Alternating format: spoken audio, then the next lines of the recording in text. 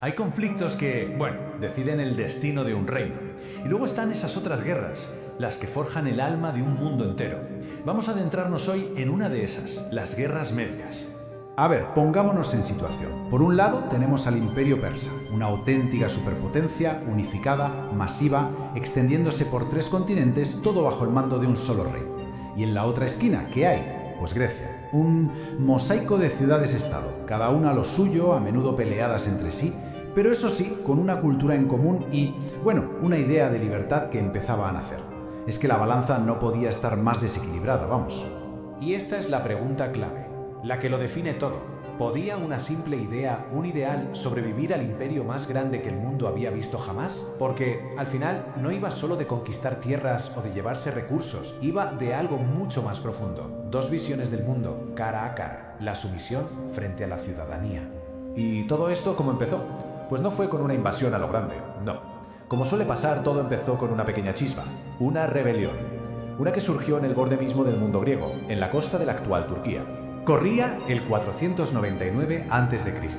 y las ciudades griegas de Jonia se hartaron y se levantaron contra Persia. Y aquí viene lo importante. Atenas, en una decisión que lo cambiaría todo, les mandó 20 barcos de ayuda. El resultado, la rebelión fue aplastada, sí, pero la mecha ya estaba encendida. Para Darío, el rey persa, esto no fue un simple acto de guerra. Fue algo personal, una ofensa directa, una insolencia que no podía tolerar. Para que nos hagamos una idea del nivel de su enfado, se cuenta que ordenó a un sirviente que en cada banquete le susurrara 3 veces al oído: «Señor, acuérdate de los atenienses». Y claro, la venganza no tardó en llegar. La primera gran oleada de la furia persa estaba a punto de estrellarse contra las costas de Grecia. Pasan 10 años desde aquella revuelta y una fuerza de expedición persa desembarca. ¿Dónde? En una llanura costera a un tiro de piedra de Atenas. Un lugar que pasaría a la historia, Maratón. Y la diferencia de fuerzas era para echarse a temblar. Imaginaos, unos 25.000 persas contra, con suerte, 10.000 atenienses y sus pocos aliados. Viéndolo sobre el papel, era una masacre cantada. No había otra.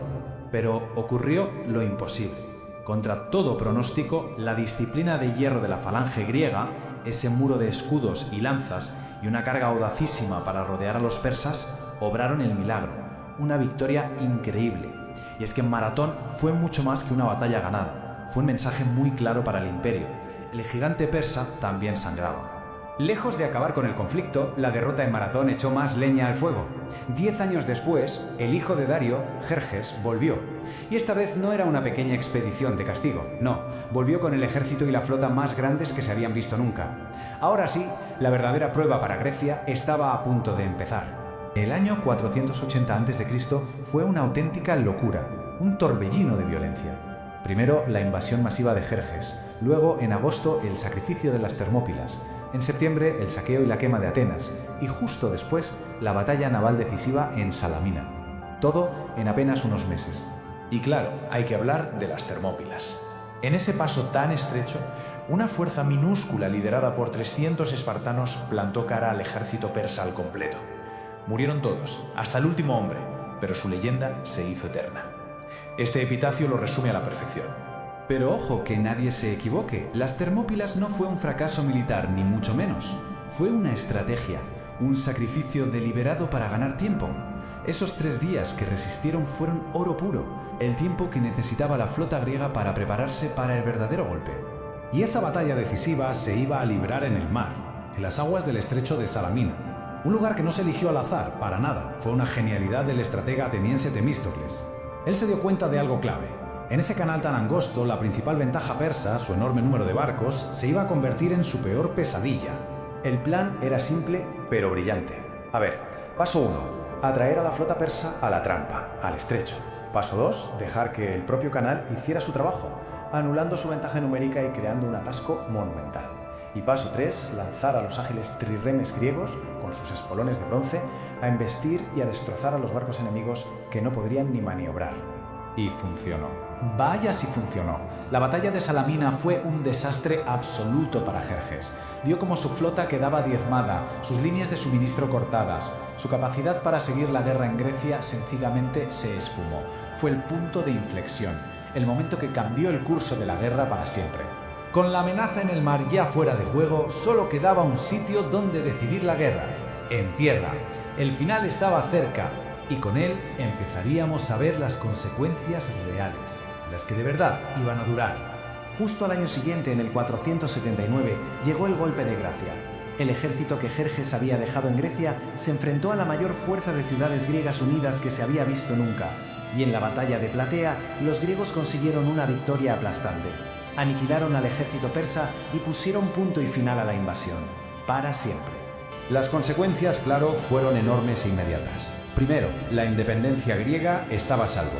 Segundo, la expansión persa en Europa frenada en seco. Y tercero, y muy importante, Atenas, la ciudad que había sido arrasada, resurgió como la gran potencia, liderando una nueva alianza y dando comienzo a su increíble siglo de oro. Pero más allá de los mapas y de los nuevos equilibrios de poder, el impacto más profundo de esta victoria fue invisible. No se puede medir en territorios ni en oro. El verdadero legado, lo que de verdad se salvó, fueron las ideas. Pensemos por un momento. La democracia, ese experimento que estaban haciendo en Atenas. La filosofía, que nos daría Sócrates, Platón, Aristóteles. El teatro, la historia, el arte. Básicamente, todo lo que acabaría definiendo a la civilización occidental estuvo literalmente pendiendo de un hilo. Todo se decidió allí, en Maratón y en Salamina. Por eso, cuando pensamos en los cimientos de nuestro mundo, la pregunta sigue ahí, flotando en el aire. ¿Qué ideas, qué conceptos de imperio y de sumisión tuvieron que morir en esos campos de batalla para que otras ideas, las de ciudadanía, las de libertad, pudieran nacer en Atenas y con el tiempo acabar dando forma a nuestro presente?